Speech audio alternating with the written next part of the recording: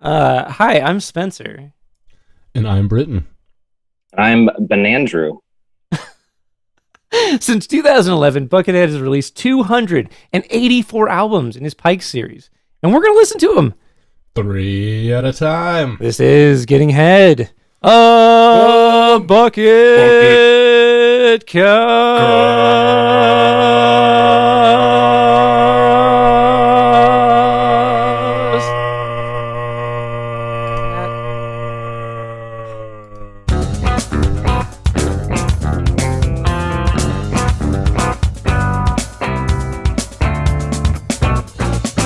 Welcome, bots, slogs, friends, bucketheads, and Andrew.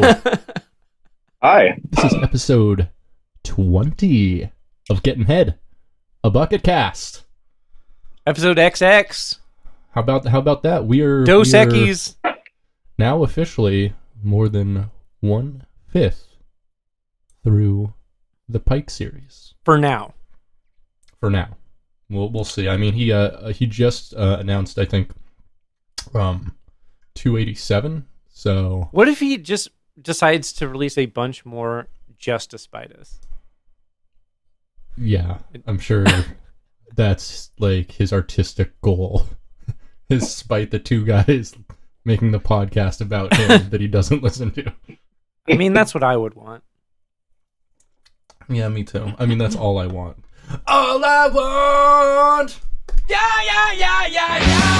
Oh my God. Hell yeah. Hell yeah. I get pumped every time I hear that song. It's so God, I should good. make some more clips of Hell Yeah, the band. Oh, yeah, you should. Yeah, you should. Make You more should. clips of Vinnie Paul railing coke in the fucking Golden Corral restroom. Oh, man. Yeah, that's great. Okay. Okay. I got to rant for a second, okay? This is a thing that's been on my mind for a while. I haven't been able to talk to anybody about it. So we're going to talk about it right now. Okay. We're not your therapist, Spencer. Just Shut up. This is what this is what's up for me, okay? All right. Okay. Daft Punk broke up. Okay? That happened. Yep. Okay. I just need to put on the record. I know I'm being a little bit of a hater today. I'm going to chill out. Their last album, Random Access Memories, is fucking dog shit. I fucking hate that album. I think it's fucking terrible. It's so bad. It is worthless. They should have broken up before they made it. And this is it coming from somebody who genuinely likes older Daft Punk. So I just want to say that. I mean, the production is phenomenal. It is, yo. The production is really good. Those songs are so boring, though. Everything is clean. Nile Rodgers' guitar tone is like that, like Madonna tone from like the mid '80s, like that, like oh, it's so good. It's so good. boring, though. Those songs are so boring. I cannot deal with fucking it. pop songs. Like, I mean, like all, really kind of like all of Daft Punk songs are boring. They're incredibly repetitive. Right. Yeah, but like there's something to some of their other stuff, you know, like that appeals to me. And there's just outside of the song with Giorgio Moroder, which is an okay song, I will give that one a pass. Yeah. Outside of that song, the rest of that album, just like there is zero things that appeal to me about it. And like what's unfortunate to me is like when that album came out, like I was really looking forward to it, and I was listening to a bunch of Italo disco at the time. Like I was super into Italo disco. I was listening to a bunch of that. I was listening to a bunch of just like 80s house music and all this shit. So I was like really like primed for Daft Punk to make something stick because I heard they were moving in an Italo direction. I was like, oh, sick. They're getting Giorgio Moroder on a song. This is going to be dope. I was very, very hyped for it. And I was the most disappointed I have ever been in that album when that album came out. The most disappointed. Like, I've never felt so like, holy shit, this band I like just made something awful. Like, I've never felt like that before. Going back to Through My Dog's Eyes. Oh, wow. Yeah, that was, yeah. Okay. Yeah. No, I feel that. Yeah. Yeah, that whole album was pretty soulless, I feel, compared to other Daft Punk stuff. Yes. Yeah. I mean, and really, like, it's never gonna get better than like Alive 2007, Yeah, dude. absolutely. That is that album is. Oh my god! For a live album, it is the biggest sounding album. It just sounds enormous. It sounds like you're in the crowd. It's totally fucking weird. Right? I love it. Yeah, like the mix on that is so incredible. It sounds like you're just in front of the biggest speakers imaginable, and they are just blasting you with sound. And like, oh my god, dude, those songs just rip so hard, and the mix on that is just it's good. It's so good. The bass mix on that album is fucking incredible. It's so thunderous. Like it just absolutely just demolishes anything you play it on. Like it's so good. So good. Hell yeah. R.I.P. Daft Punk. R.I.P. Daft Punk. Yeah, that's but maybe it was their time. They obviously weren't putting out nearly as good music as they used to. And they're still two dudes who are musicians. There's nothing stopping them from doing projects of their own or with other people. Do you think they have to? Like, they probably made enough money on Daft Punk. They're so goddamn rich. Yeah. Like, especially after Random Access Memory, that was like the most licensed album that year by far. Like, fucking Get Lucky was on every commercial. It was like the Happy of like 4 years prior. See, I don't know either of the songs you're referencing. Happy by Pharrell. 'Cause I'm happy. Wait, and then never heard Get Lucky song. By... You've never heard... Okay, I'm sorry. We're going to play this real quick. Oh, God. It's the worst song. Do we have to? I hate this song. They definitely made enough money off Get Lucky to basically live pretty comfortably for the rest of their life, just off that one song. Oh, yeah. That sounds right, yeah. This is a cool ad. You get to watch an ad with me. We get to advertise a Chevy Silverado in our podcast. Dude, just fast forward to where the hook happens. That's enough of that. Yeah. There's Tyler the Creator. I totally forgot he was in that. I legitimately did not know this was a real song. I only thought it was a commercial song. I've only ever heard it.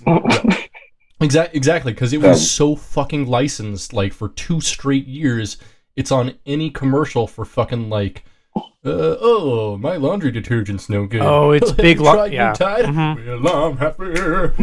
It's very like car insurance meets laundry detergent meets like paper towels type vibe. Yeah, it's like you don't care about the product we're selling, but it's essential, and you're gonna buy it anyway. So we're gonna make you feel good about it. So here's either a happy or a fucking song played on a ukulele. Yes. Yeah. I can't stand that. Like, whistling and ukulele. Kill me.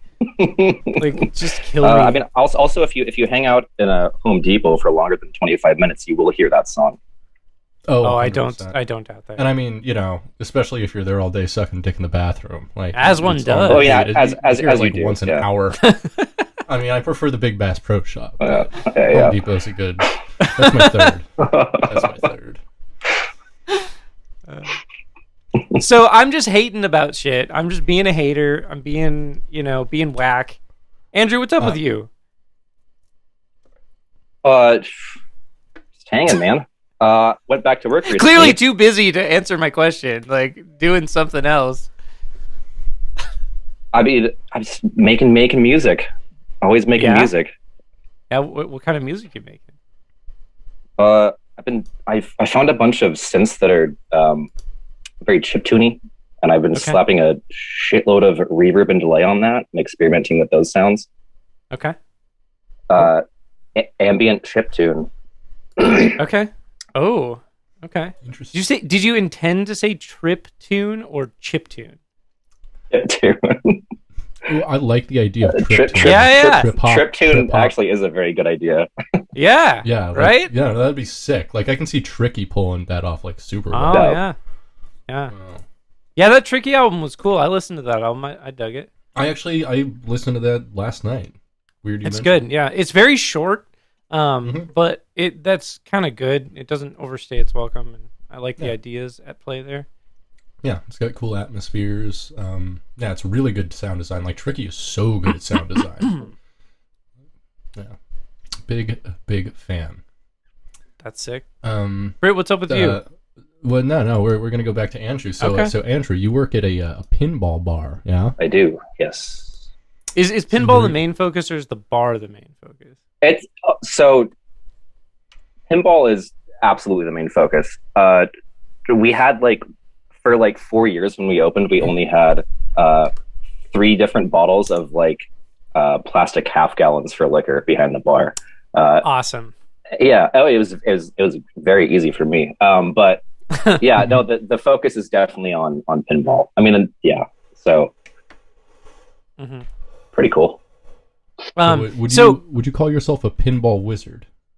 I'm working on it. I have a new mission to get the grand champion score on every machine in my neighborhood. Wow. In your neighborhood? That's okay. So how many pinball places are in your neighborhood? There's 25 machines total in the neighborhood. How far are you towards your goal? So within the past week, I've gotten 4. Nice. Wow, so, that's great. Yeah. So, what do you think is going to be the most unattainable or the hardest to attain for a machine? Are there any machines that probably fishtails? Fishtails is a nightmare. Fishtails is I love fishtails. So the mechanics on it are solid. Fishtails is my number 2 machine after Addams Family. I fucking love fishtails, dude. I mean, Addams Family is the GOAT for sure as far as pinball goes. It's so good. But there is one dive bar that has one just ratchet machine in the corner that barely works. One of the flippers is half broken.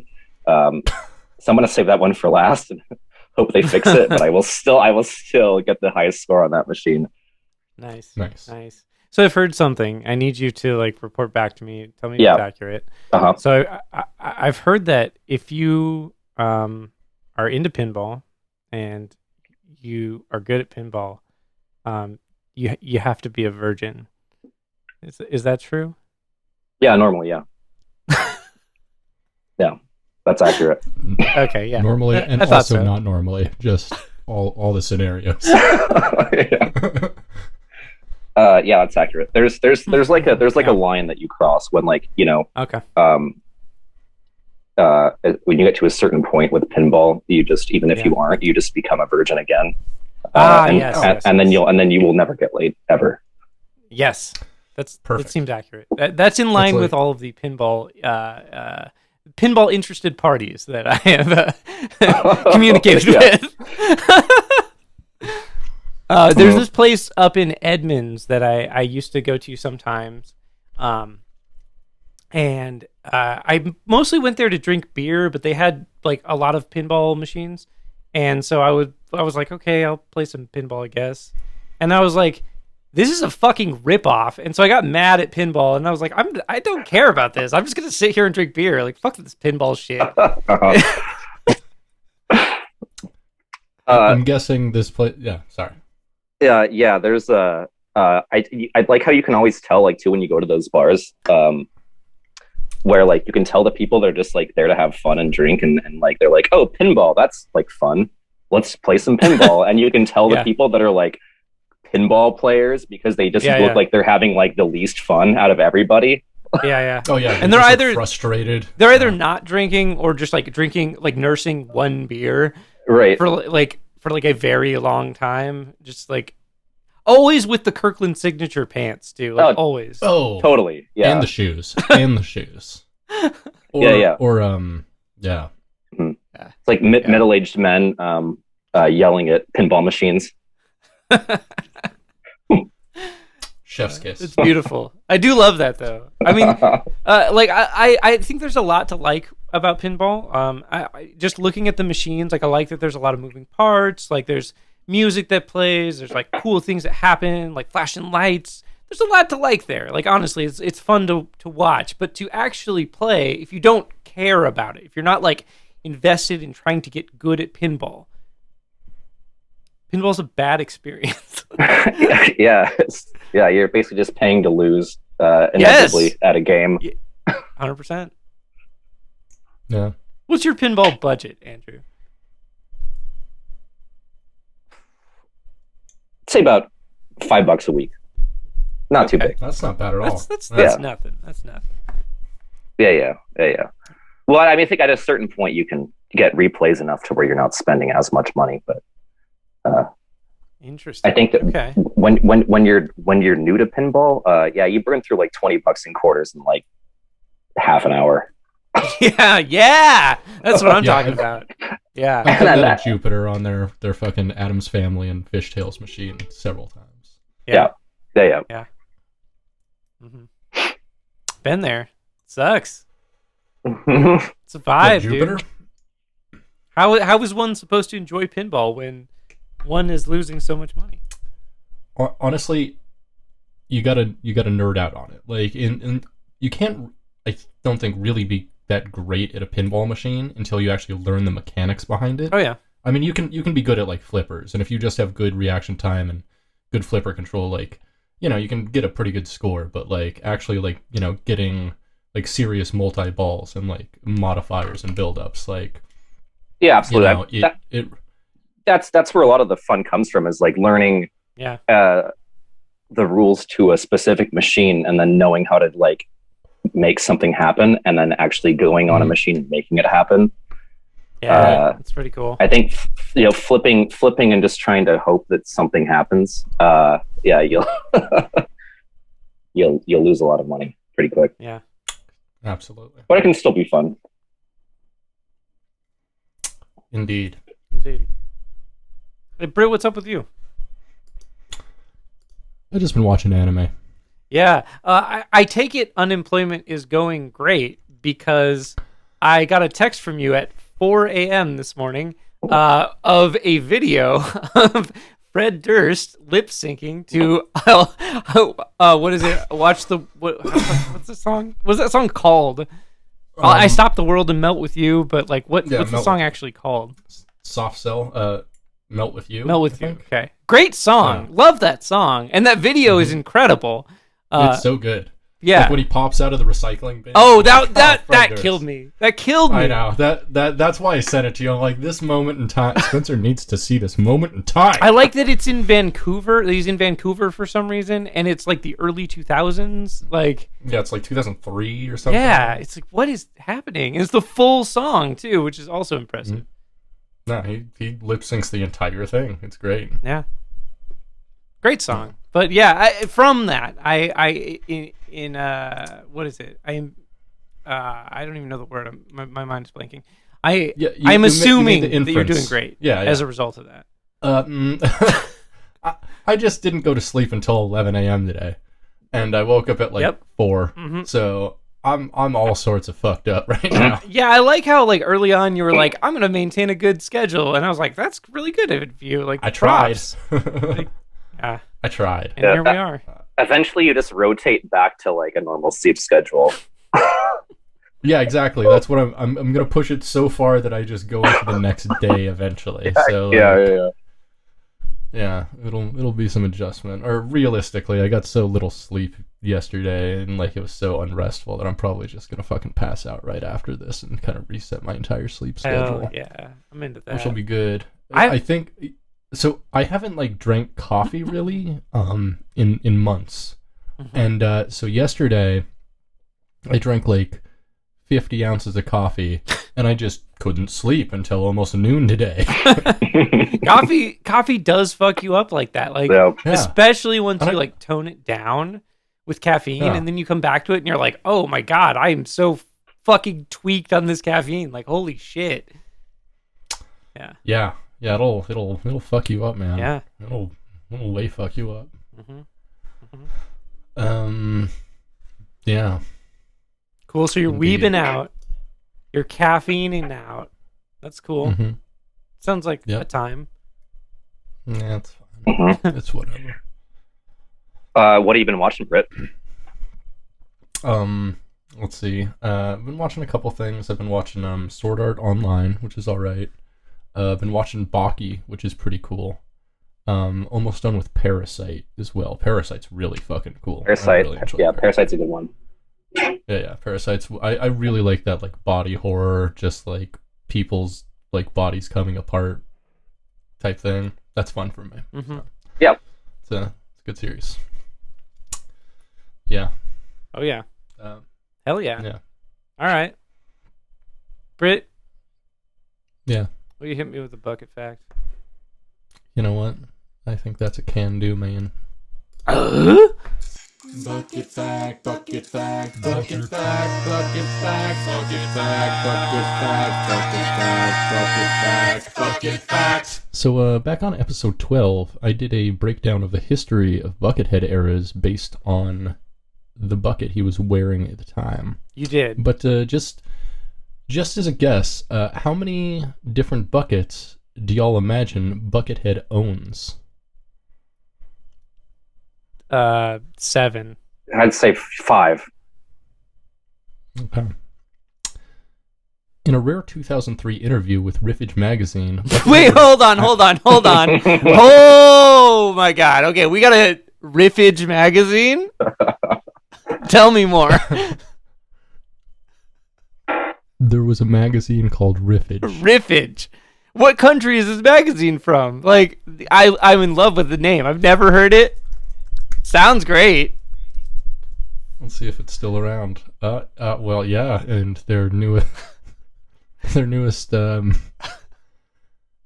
newest magazine has Paul Leary of the Butthole Surfers. Awesome. Yeah, that's a prime character for Riffage magazine, I gotta say. Sounds great. Yeah, they're definitely still around, at least on the internet. Riff. Now they just go by Riff magazine. Disappointing. I'm not nearly as interested. Very in disappointing. that. Yeah, I don't care about them anymore. No. Only for Thank Riffage. you. All right, Sorry, going back go to ahead. Riffage. Go ahead. So, Riffage magazine. in a rare 2003 interview with Riffage magazine, Buckethead was asked if he'd ever been approached by representatives of Kentucky Fried Chicken regarding him using their brand, and he said that he hadn't. But if there was any problem with the copyright, he would just go ahead and cover up the KFC logo. Yeah. When the interviewer suggested Buckethead could just get a different bucket, Mr. Head stated, quote, "I've got a bunch of buckets from all these chicken places, but I just like the KFC stripes. I made a Buckethead graveyard one time and got about 40 buckets and kept them. Now I'm glad I did because they don't make them anymore." Wow. So the answer is at least 40. Hell yeah. 40 buckets. I went online to eBay to kind of peruse their bucket selection. Okay. Bucket selection. And like a classic KFC bucket from anywhere from like the 1960s to the 1980s is going to cost you, depending on condition, anywhere between $50 to $200. Okay. These are used buckets, right? Or new? Some of them have never had chicken in them. Like most of the older ones you're gonna find though did have chicken in them, so they have like grease stains and stuff like that. Okay. No. I mean, clearly there's either a market for this or Buckethead himself just buys a lot of buckets and that he's the market. Yeah, he's the entire market. Like, yeah, it's only Buckethead. and there's one guy online that sells like KFC buckets, and like his entire livelihood is just like selling things anonymously on eBay to Buckethead. I like that idea. I wonder how long it takes him to go through, like on average, a bucket. Right? Yeah, like until like it just basically like wears thin and like starts to get all fucked up. Right. Yeah, I'm wondering that too, because like I mean, he has worn like his funeral bucket for like years and years, like well over a decade off and on. So, and that appears to be the same bucket, although at some point he started like layering the bucket, and there was like a bucket inside the bucket. So, and I think at one point there was like actually 3 buckets stacked for the funeral. Holy shit. Bucket. Yeah. Bucket inception. Hell yeah, dog. Buckets and buckets and buckets and buckets, dog. It's like that song Oodles of O's, but with buckets. Yeah, sure. You know that song? It's like De La Soul, Oodles of O's. It's a sick song. It's in Tony Hawk's Pro Skater 4. Oh, I wasn't really into 4. I think so I skipped good. 4 and went from 3 to Underground. Oh, 4's so Yeah. good. It's a banger. No. College level. More like Great more level. like Tony Hawk foreskin.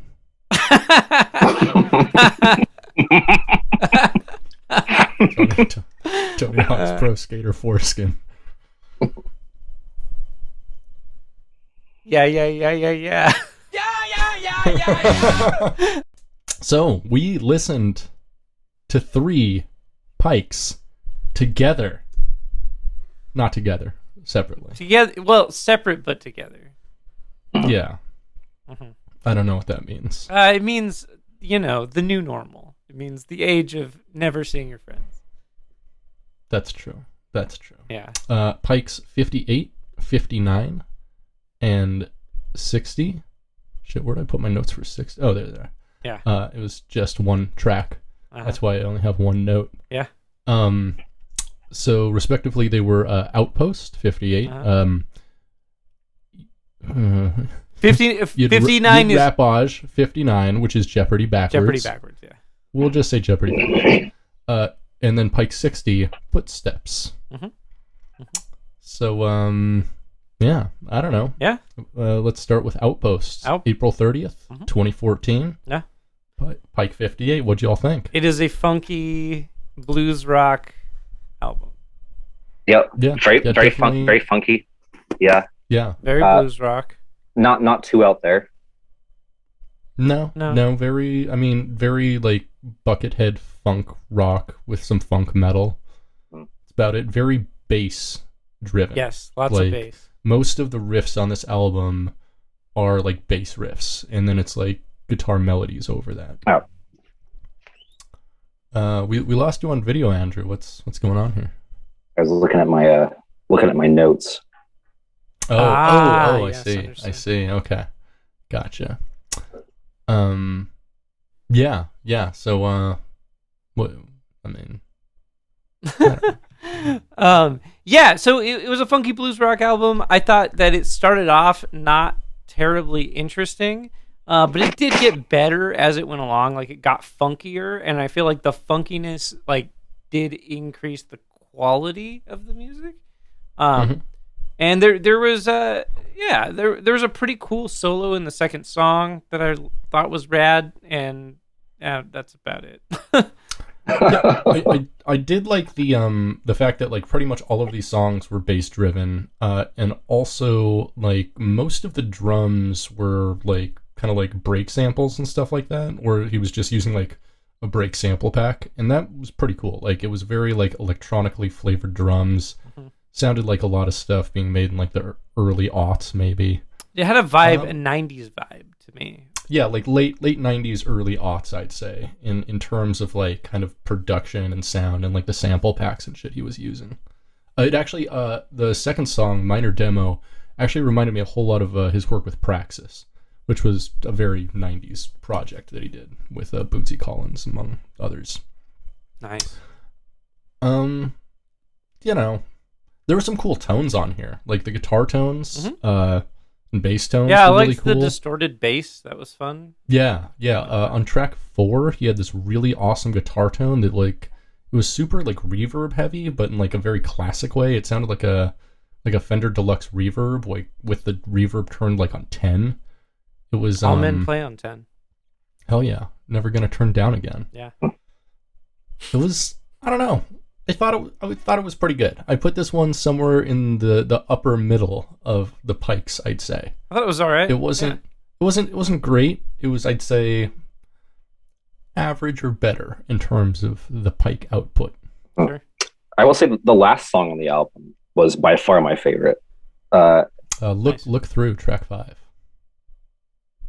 It got way more spacey and way more atmospheric. I went back to that track more than once. I will not. I didn't do the same for the for the rest of the album. Nice. But I think last track was by far the best.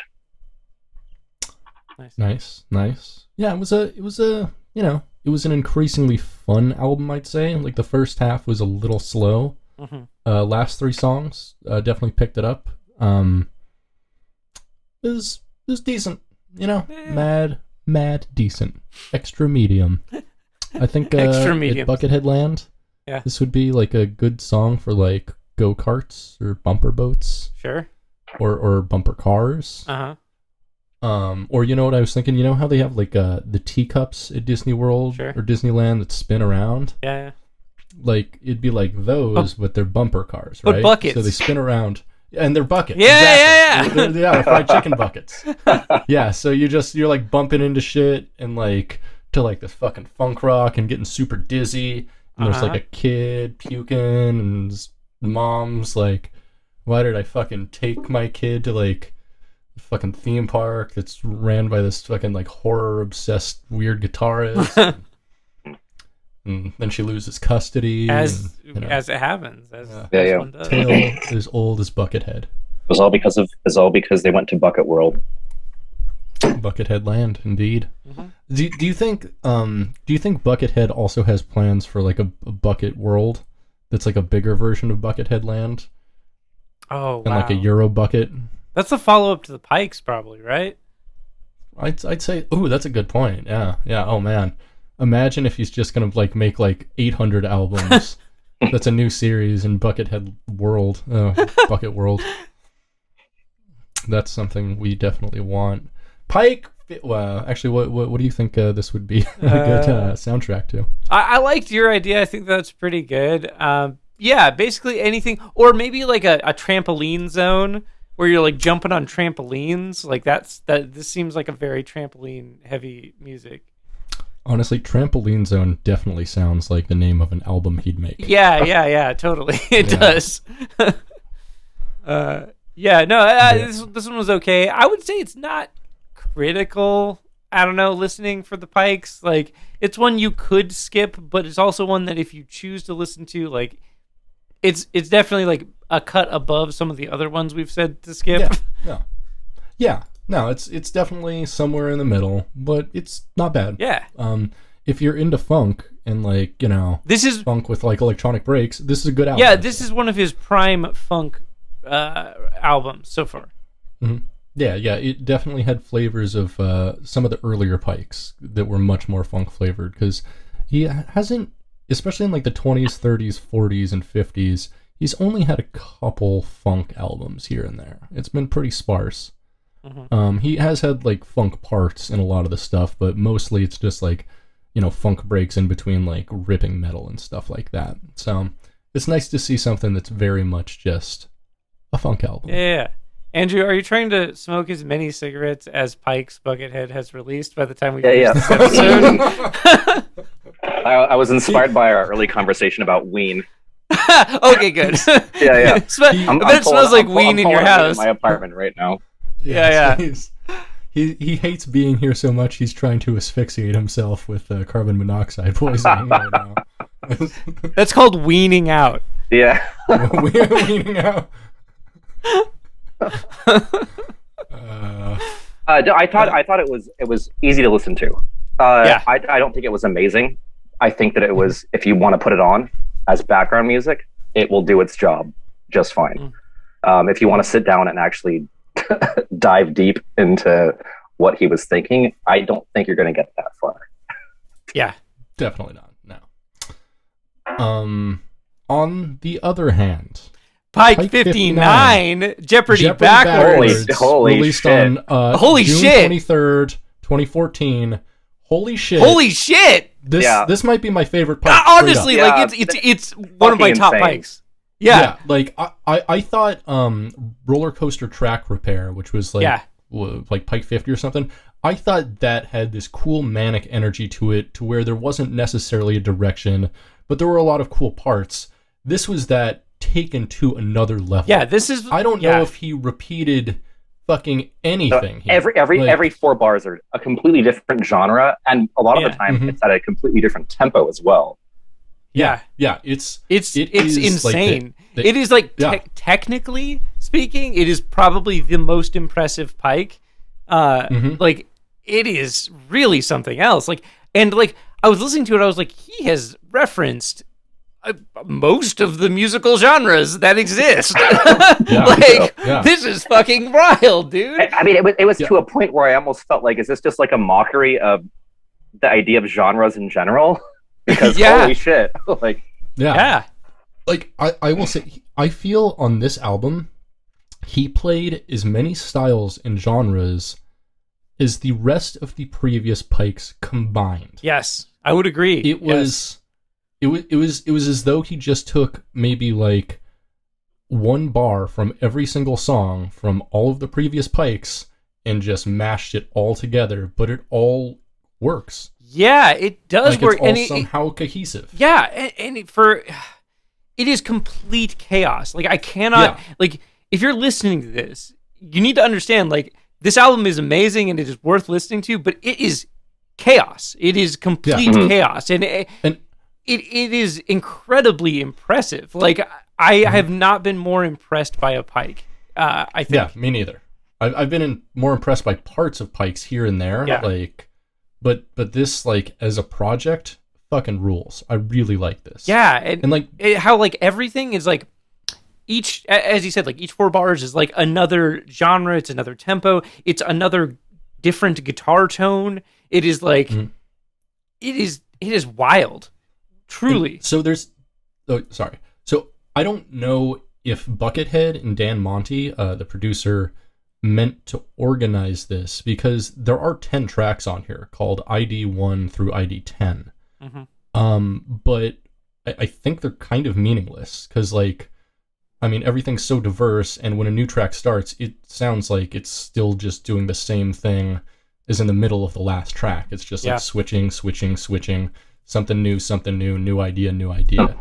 And it was fucking cool, man. Yeah, there's no specific theme to any song. It all just blends together. No. Yeah. It reminded me in a way of like the type of like ethos and aesthetic of something like grindcore, but like done incredibly like technically proficient and to a way that it's like mind-boggling, honestly, to listen to, because of how chaotic it is and how like the tones change, but it all like goes together. It makes sense as music, but it is like, it challenges your idea of what is music, which is wild. That doesn't happen that often. I've listened to a lot of fucking music, and like rarely am I presented with something where I'm like, wow, this is unlike anything I've ever heard. So, actually, going back to something we were talking about earlier, a note I wrote about this album was, it's kind of like listening to Ween's entire discography with the gain on 9 at 12 times the regular speed and without the forced humor. Wow. Okay. Yeah, I can see that. Yeah, because it's just a lot of fucking ideas. And, you know, Ween is a very diverse band, but they are Ween. They are Ween. At the end of the day, they're going to go to bed and still be Ween. You're going to wake up and guess what? You're Ween. Guess what? While I was listening to it, there was like parts where I'm like, oh, okay, like with the kind of like the Japanese aesthetic of the album cover, I kept thinking like, oh, this is gonna, like, there are parts that reminded me of like bands like Melt Banana. Yeah, sure. Okay, yeah. And Definitely. But it was always like they'd go into a very like almost like mathy, hardcore section, and it was like, oh, it's just like Melt Banana, and then all of a sudden it's like, oh no, now it's lounge music. Yeah.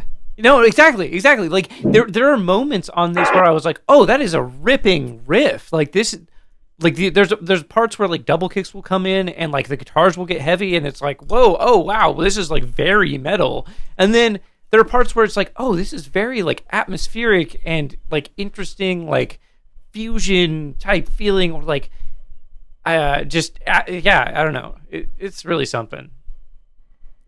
Yeah. I was very impressed. This definitely goes in the top 3. I'm gonna say at the moment, it's probably my top Pike. I'm gonna have to go back and listen to Pike 13, because that's the only other one that probably takes that mantle. But you know, I think this is the best Pike so far. I would agree. Yeah, 100%. It is the most interesting. Yeah, it's fucking cool. It's very Buckethead. Like if I wanted to introduce someone to Buckethead with one of the Pikes, it would always be this one. That would also turn off anyone from listening to the Pikes.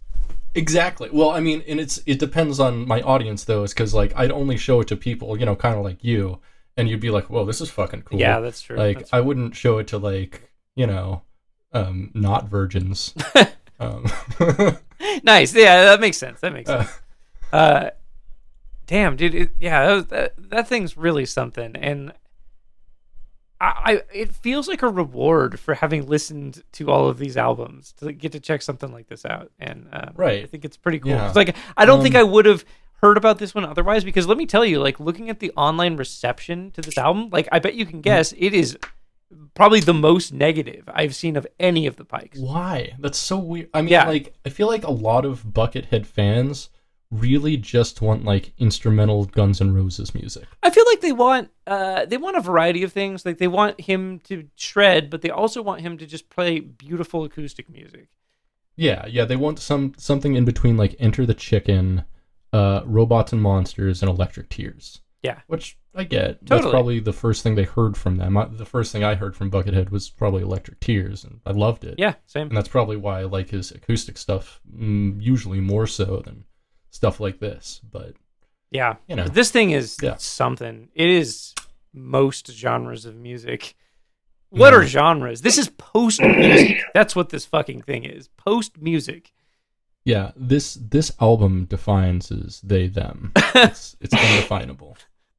So Pike 59, Jeopardy backwards. Mm-hmm. One of my favorites, the follow-up, Pike 60, Footsteps. Mm-hmm. Woof. I liked it. I thought it was good. Yeah, I thought it was okay. It was long. There's like it was a track, one track, 29 minutes long. Basically 2 or 3 different chord structures, and that's it. Sure. It was a lot of repetition. Well, I mean, I feel like coming off of something like Pike 59, you know, honestly, that was nice. It was nice for me to listen to something that was like I could just zone to, right? And I feel like that's something that like benefits it being the next one that we listen to more so than necessarily the content of the album. That being said, I did enjoy like the melodies there. It is very, you know, straightforward in the sense that it is atmospheric, you know, melodic Buckethead. And very much in line with something like a Pearson Square, right? Yeah. I'd say so. The guitar, though, like the main guitar, had a very unique tone on this album. Like there was a lot more bottom end to it than he usually has for his clean tone. Like it was a pretty shallow, like high pass filtered on there, and it like you could hear a lot more like just like bottom to the guitar, which I'm not used to hearing from his clean tone or his acoustic guitars like at all. But that was kind of interesting. So the production was a little different, but I don't know. Yeah, this one kind of a little too long, I think. I definitely understand how that can be. There are certain albums here. Typically, the bluesy rock ones are those ones for me where I just like I've never been that into blues rock. So like when I hear it and I hear those riffs, like my brain is just like, oh god, how much of this do I have to sit through? You know, and so like I definitely get there with that. With this stuff though, it's like I don't know. There is an appeal to it for me that makes it a little bit more tolerable than some of the other styles that he employs. And this album in particular, I definitely didn't. I don't know. I didn't dislike it. I also didn't think it was amazing, but I was like, this is a nice, like, chill Buckethead album. Yeah, it's chill. It's fine background music. But it's not something I'd like recommend to anybody, to be honest. There's other like albums kind of like this that he does that I think are better, and so it's you know, that's fair. Kind of what do you think, Andrew? I thought it was, I don't know. I got bored about halfway through, and I think that, you know, what kept me interested wasn't necessarily like the guitar playing. It was almost more like the subtle changes that they did with the drums. And also, you know, kind of the idea, besides the, you know, basically half-hour lead or solo that's going over this vamp, was kind of the idea of how every measure is subtly different. and the way the drums were programmed definitely captured that, and that in itself is impressive. But I don't think that in itself is enough to make the track, for me, more than just okay background music. Yeah, totally. I agree with that. Yep. I think, inasmuch wasn't too excited here. Soundtrack to the bathroom. It could be a bathroom soundtrack. I was going to say, since it's called Footsteps, maybe just like a little garden area with like a walkway. It's like a footpath. All right. Yeah, it's got some outdoor speakers just playing this. Yeah. Pretty chill. Or maybe, what about like an animal area? What about like an area where there's like lizards and tanks and stuff, and like this is not playing. Not quite petting zoo. Not a petting zoo. No. But like a place where you can look at lizards. You know what I mean? Like a lizard house. Yeah. Or you can just look at lizards standing still, being reptiles. Yeah. That's pretty cool. Yes. Lizard house. Yeah. That sounds like a genre of like UK grime that I don't want to listen to. I do want to listen to. If you're a Lizard House producer, hit me up. Yeah, no, I it was okay. It's one you could skip, but also it's one you could listen to, and it was all right. Hey, you wanna play a game with me? Which of these albums? You might know the answer to this question, but which of these albums got the most views on YouTube? Oh, I don't know this. I'm going to guess. You can't look it up. I'm not. I'm gonna guess Outpost. Andrew, you want to guess? Do you know? You can't guess if you know. I think I already knew. Yeah. Okay. I listen to all this on YouTube, so yeah, me too. So the correct answer is Footsteps by a wide margin. Mm-hmm.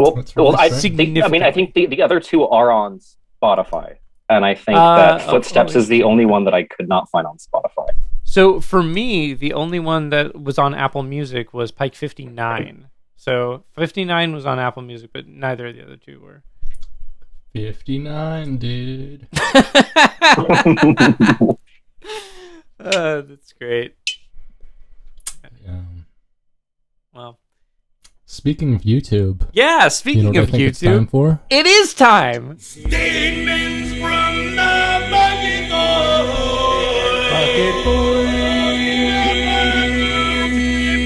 So, Andrew. Yeah. Statements from the Bucket Void is a segment of the show where we like to draw attention to the bucket bots, the bucket warriors, the bucket folks, the bucket they thems that are out in the world making statements for the world to see. Can I add one more? The brothers of Bucket. The brothers of Bucket, if you will. Of course, yeah. Yeah, we like to shine a light in the darkness of YouTube onto these fine individuals, these fine folks they're out there saying things for the world to see, but like, who's actually seeing it? We are. So we're here. We're gonna get things going here with a very aggressive comment. I'm not gonna lie.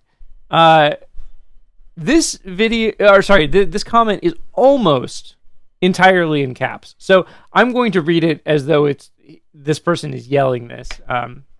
And so say that or take that how you will. YouTube user Jordan Vine says, "No musician / guitarist can beat the ... incredibleness, awesomeness, and the pure magic of Buckethead. No one at all. He is the undisputed master of the guitar, and I don't give a fuck if not everyone agrees with me, but I think, know, and believe he is and always will be the undisputed master of the guitar. I love this guy's music to death. Buckethead forever!" So that's aggressive. How many R's are at the end of that forever? Sorry, I embellished that okay. Last one. There was only one R at the end of forever. That's a really good question, though. That's so, I mean, first off, dude, chill. Yeah, certainly. You gotta chill, bro. Yeah, but Buckethead's pretty good. Yeah. I like that he said that he's the undisputed master of the guitar twice. I think that's pretty cool. I mean, who's even out there disputing it? Do you know? Are there any guitarists out there anymore who are like, oh yeah, I'm the best guitarist alive? Like, I don't think even Yngwie believes that about himself anymore. Yeah, definitely not, dude. Yeah. Yeah. I don't think anybody thinking you're the best at something. Yeah. Yeah. Imagine that. That's a weird thought, right? Yeah. It is a weird thought. Okay. Do you think that guy is part of the adult diaper Buckethead forum? I'm sorry, do go on. Adult diaper Buckethead forum. r/ADBH.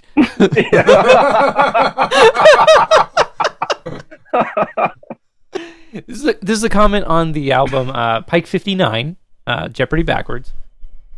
And YouTube user Cyberfreaked says, what does the text say on the cover? Parentheses, awesome album, BTW. And YouTube user Wasted Opportunity responds. He says, or I'm assuming but they say, Cyberfreaked, it says, please put a corn cob with a condom on to ensure safety and to avoid ass probing butt fucking extraterrestrials.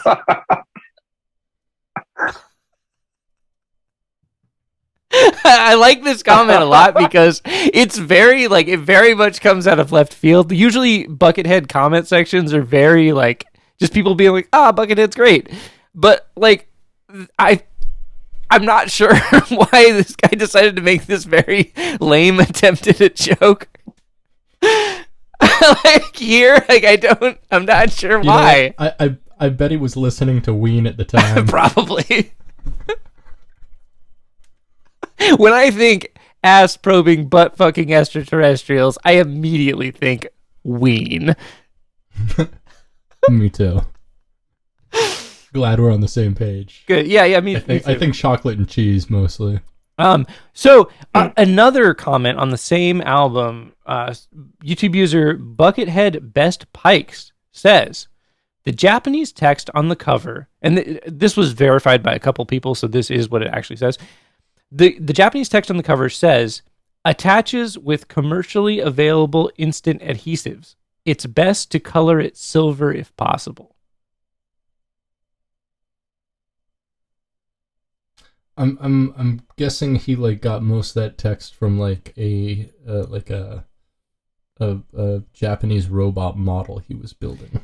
Probably. Well, when you look at the at the picture on the cover, it's like a dude with a jetpack that's being assembled behind him. Oh, okay. And so I think that's just part of whatever that, wherever he got that image from. Excellent. But I thought that was kind of interesting. It's always fun when people translate Asian text and it's not good or not relevant. Or, do you have any Chinese or Japanese character tattoos, Britt?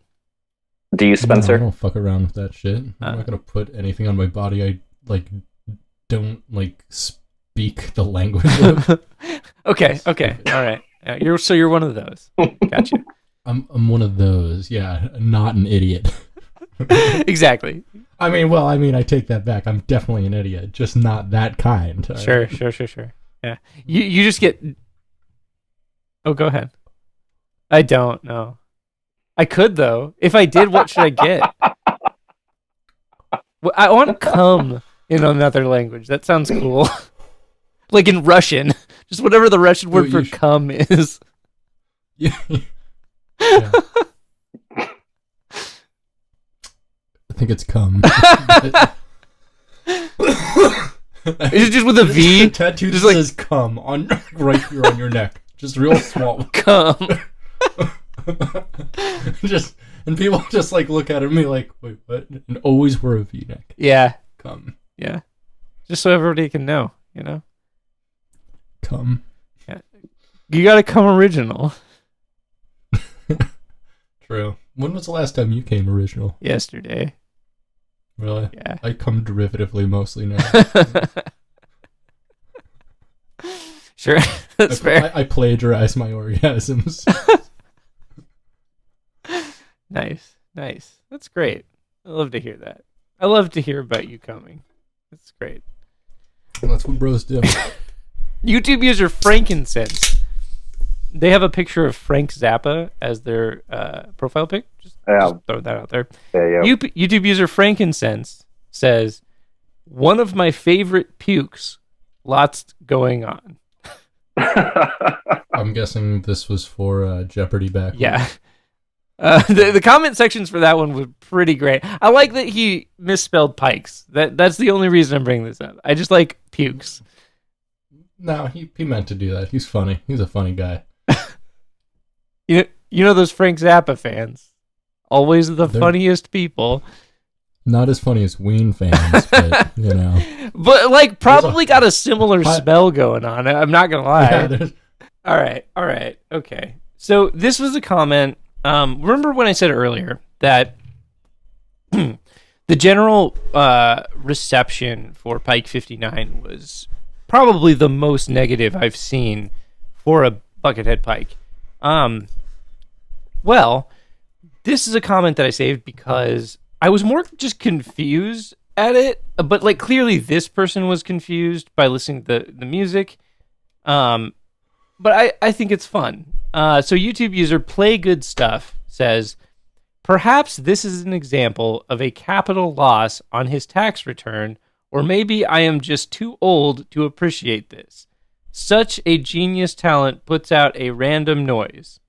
I am confused." I'm also confused. Like a capital loss on a tax return. I don't even know what that is.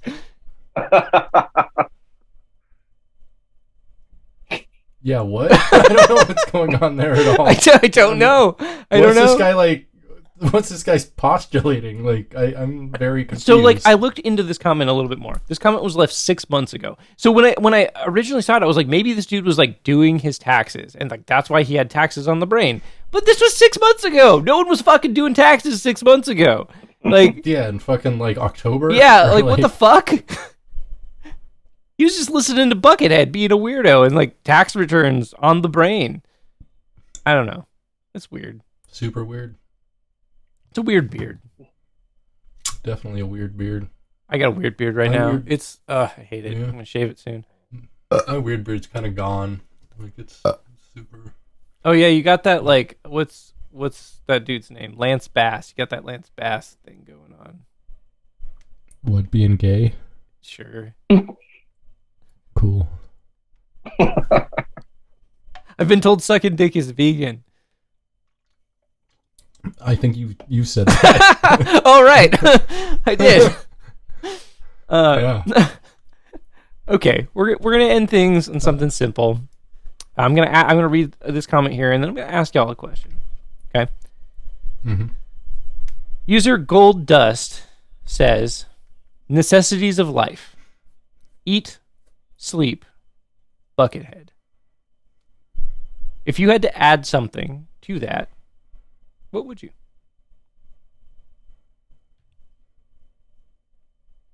Spanking off. I knew it. Yeah. I was gonna say you're gonna say jerking off, Yeah. aren't you? And I'm glad that you live up to my expectations of you. What was that? Was it just jerking off a couple dicks? What are you doing? 2 dicks at once. 2 dicks at once. 2 dicks at once. 2 dicks at once. You know what I'm saying? Yeah, I do. Yeah. Andrew, what would you add to that? You're agreeing, jerking off? I was. I was just gonna say cum, but just in general. You gotta get it tattooed on your neck, dude. Yeah. Someone's gonna do this. Whoever does that first wins. All right. Yeah. Let's go. It's a pact. We just made it. You're a part of it, whether you like it or not, because we're recording. No, it's cool. You're part of the... I guess I joined the right podcast then. the one where we all form a pact to get cum tattooed on our necks. Yeah. Part of the cum neck crew, dog. Well, it's not necessarily that we all have to do it. It's just that whoever does it first wins. Okay. How big does it have to be? Any size. Any size. Visible. Yeah. Okay. I like that you're actually thinking. Maybe. I'll just get like a tiny little cum right here. Tiny. Yeah, you will. Just do a tiny little cum. Just a little one. Yeah, as per usual. Just a wee cum. Just a wee little cum. Just a wee cum, please. Yeah. I just want a tiny cum. Yeah. You know what's funny is like my answer to that question was jerking off. Cool, dude. So I agree.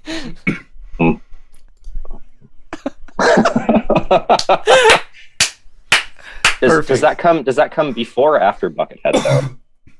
Oh wow, good question. Yeah.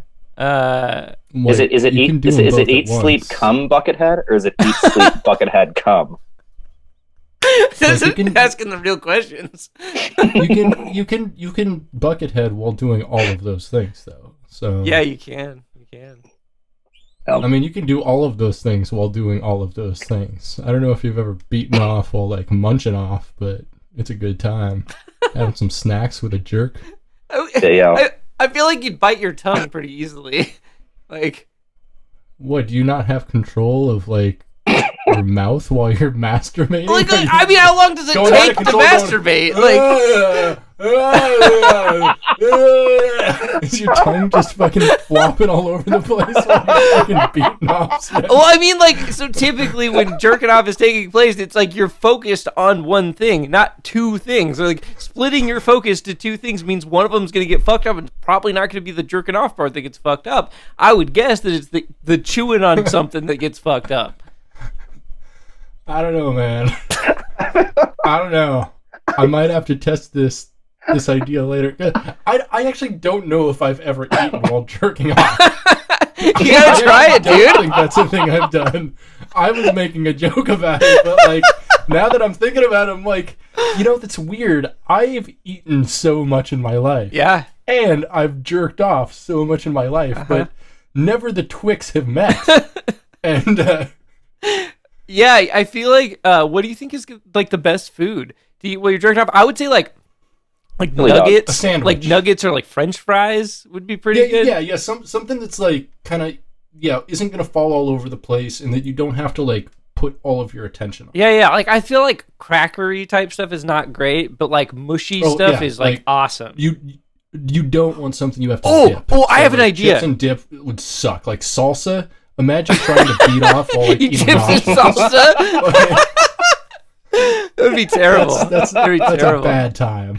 But check this out. What about eating soup with a straw while you jerk off? With what? Eating soup with a straw. Or how about trying to eat soup out of a bread bowl while jerking off? Hell yeah. That would be all sorts of fuck, man. Especially if it was clam chowder, and at the end you're like, I don't know, it's white.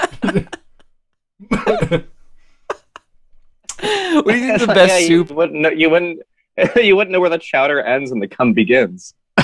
Exactly. What do you think the best soup is? Do you think a chowder is the best soup to eat while you're jerking off? I would say like a lentil. Really? A lentil soup while you're jerking? I mean, a lentil's just always a good soup. Or maybe like a potato leek. That'd be a good soup. Yeah, I feel that. I feel something heartier while you're having a jerk. Because, like, I don't know, like, I feel like jerking off isn't necessarily an activity where it's like you want something light, like a caprese salad. No, that's a terrible thing. It's like you're having a meal. Yeah. 100%. Sandwich is a sandwich, but a manwich is a jerk. A sandwich is a sandwich, but a manwich is what I eat while I jerk off. There you go. Manwich, new advertising campaign. Put it on the books. Do you think I'll get a hold of their media department tomorrow for the ad buy? That's great. Yeah, we gotta sell that. It's pretty good. Sell that ad. Statements from the Bucket Boy. So we're at the point of the show where we like to ask folks to share something that they think is cool or not cool, or just a recommendation or an anti-recommendation, whatever you got. And to kick it off, I think that should be Britt, because Britt looks like it looks like you've got a lot on your mind that you want to share. What you got, Britt?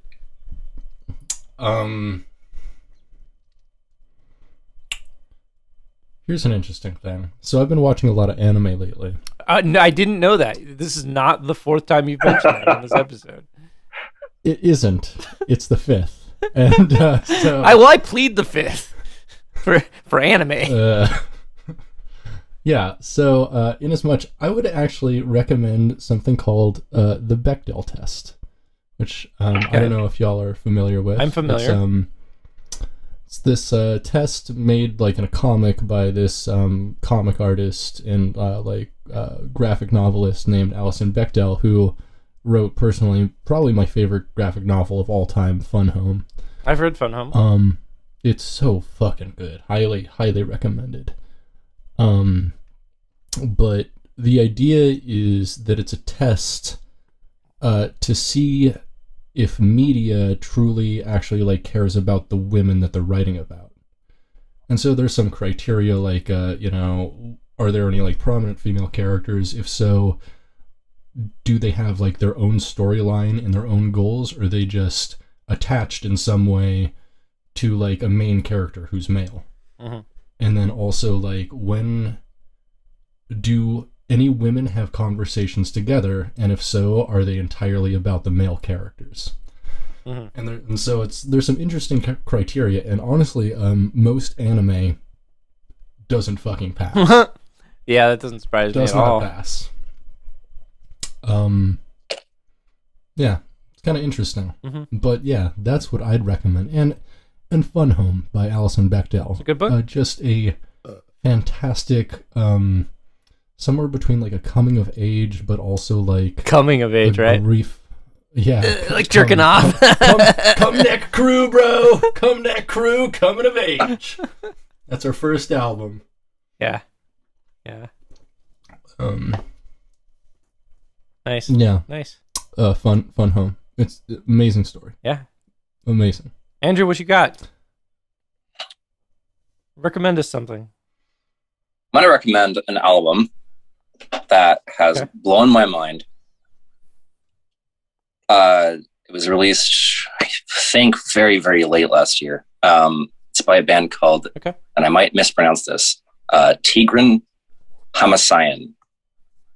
And the album... Oh, you sent this to me. Yeah. Yeah, it's very... yeah.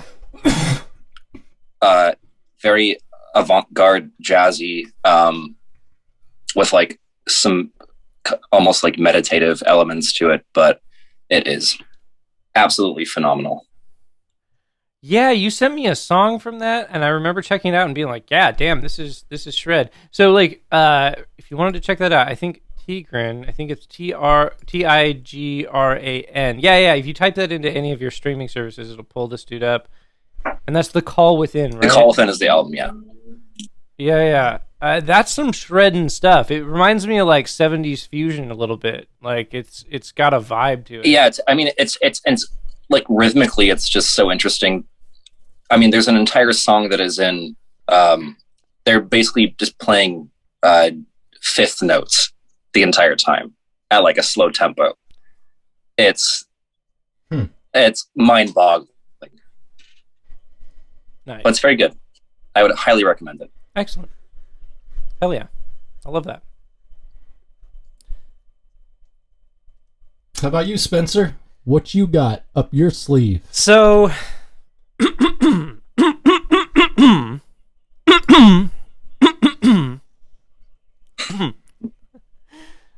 so the other night, I put on a documentary on Network Flicks, called Behind the Curve.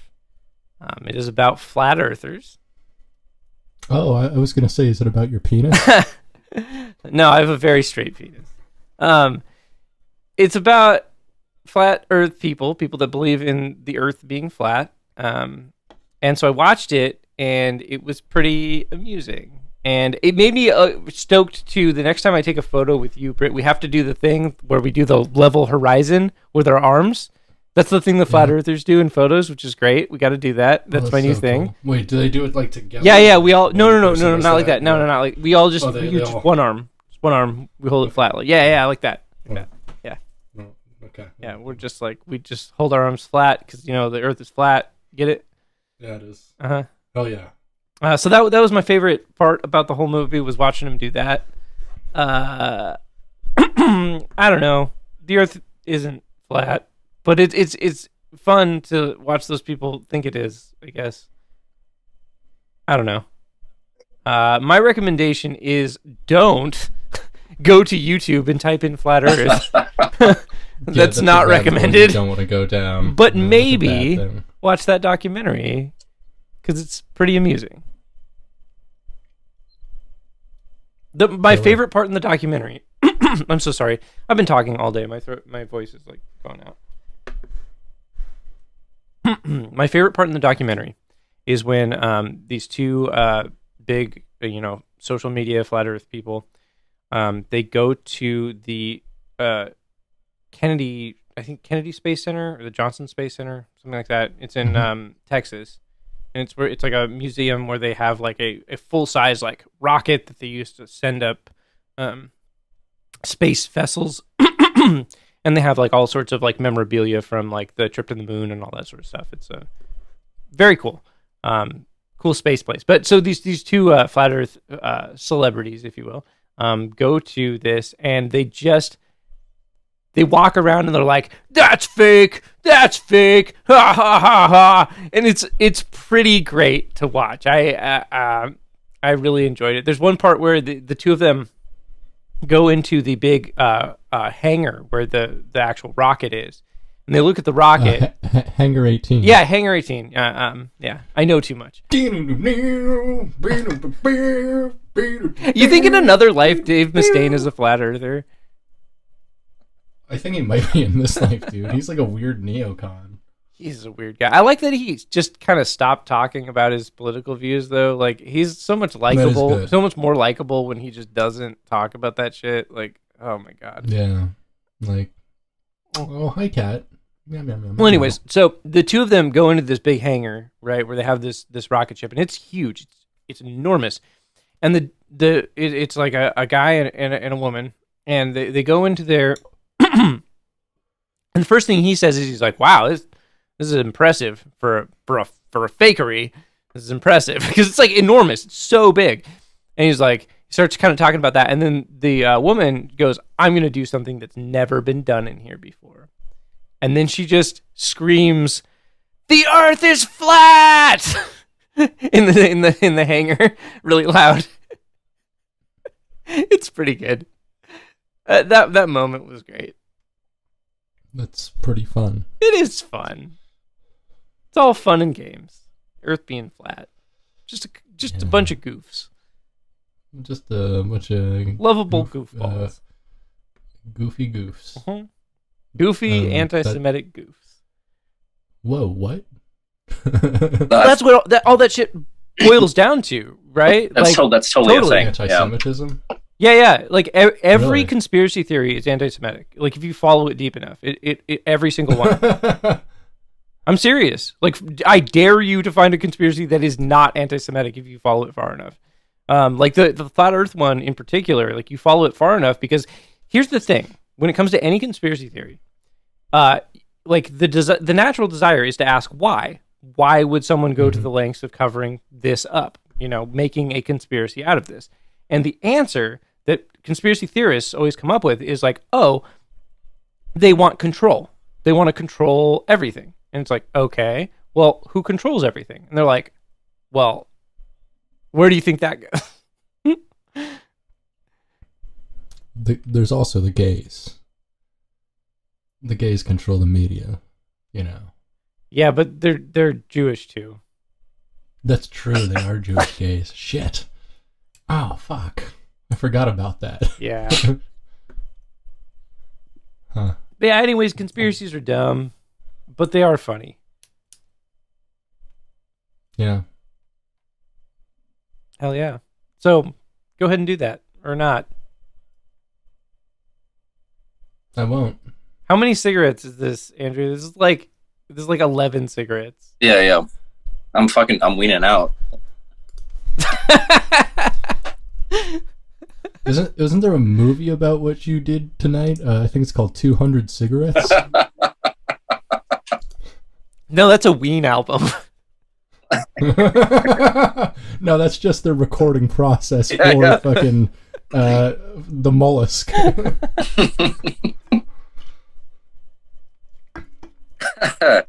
I think. I think I'm gonna write an entire concept album about how the Ween recording room smells with the 200 cigarette ashtray. just try to capture that smell in music. And just the fucking the album cover is just that photo with just like a filter that just makes it look like someone smoked in a room with that on the wall for like 30 years. Yeah, hell yeah. Into that. Into it. Hell yeah. Hell yeah. The band, hell yeah. Hell yeah, dude. Benny Paul, R.I.P. I keep forgetting he's dead. R.I.P. I keep forgetting it. How? Him and his bro are dead. Benny Paul and Dimebag. The Daryl Bros. They are no more. Right? Yeah. Terrible. Hate to see it. Hate to see it. Hate it. Yep. I think we did it. I think we exhausted it. Yeah. Cool. All right. Well, you want to wrap this up? We beat that meat. Also, Andrew, do you have anything you'd like to plug? Any projects or anything, or any music you'd like to play on here? I have a YouTube channel called Moonworm. I upload once every 3 years. Did you say ringworm? Moonworm. Yeah. That's my stage name is Ringworm. But you play in the band Moonworm. But you're a ringworm. Basically, yeah, I live my life like a ringworm. Basically, yeah. You burrow inside the anus of, someone that can feed you parasites or bacteria or whatever. Yeah, more or less. Burrow inside the anus of someone you love. Yeah. Really. That's a... Yeah. We should sell stickers that say that. That's not a bad idea. It's a sentiment I do definitely agree with. I would say anyone guesting on this podcast must, by proxy, agree with that statement. It's guilt by association. Guilt by ass association. Yeah. No. Mm-hmm. Anyway, this has been Brit. And this is... Oh, wait a second. I'm sorry. What are you doing? Yeah. So if you want to see me make dumb dick jokes on the internet, follow me at New Metal Karate Society on Instagram, and check out our subreddit r/RateMyDiaper. Please don't send us diaper pics. Thanks. I think it's r/RateMyDiaperPics, right? I don't know. Let's find out which one is free, diaper. So we can save it before we release the episode. Let's not.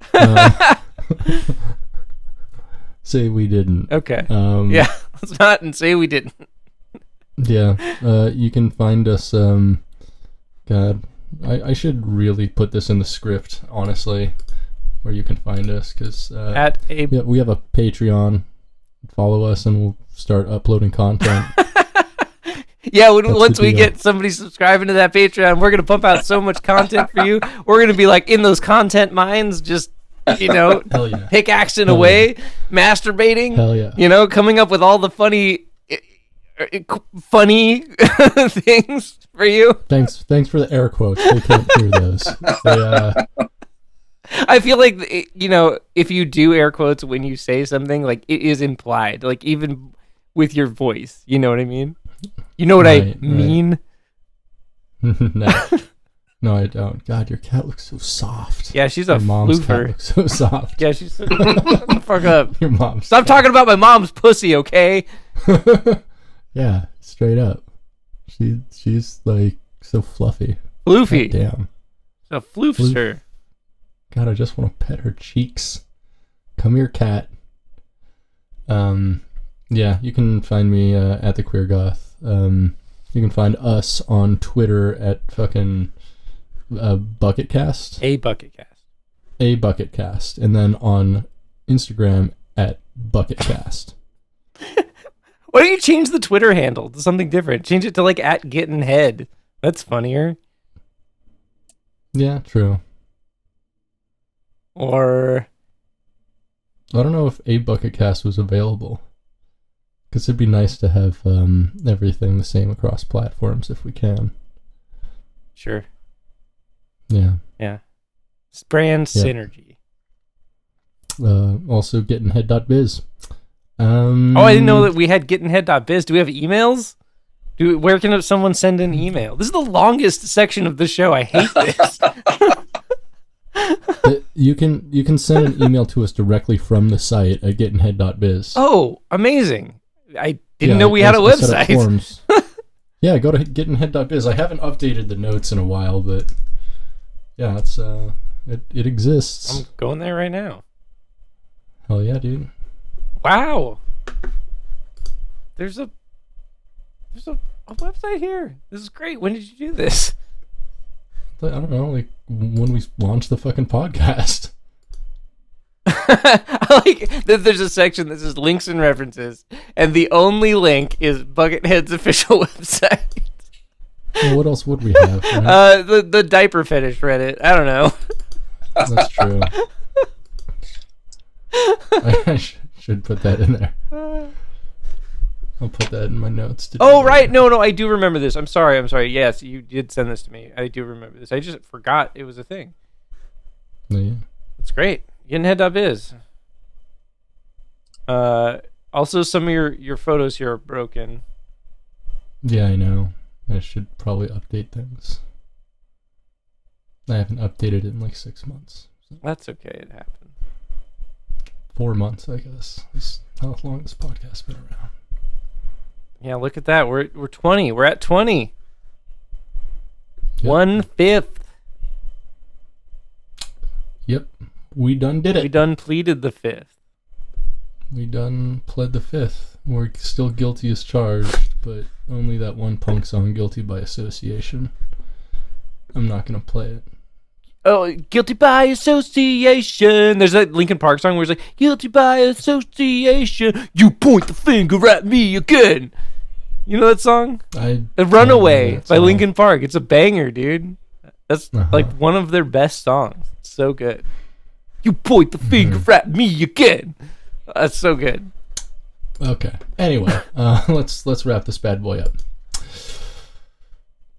Hey, this has been Britton. And this has been Spencer. And this has been Andrew. You've been listening to Getting Head, a Bucketcast. Stay greasy, bucketheads. No masters.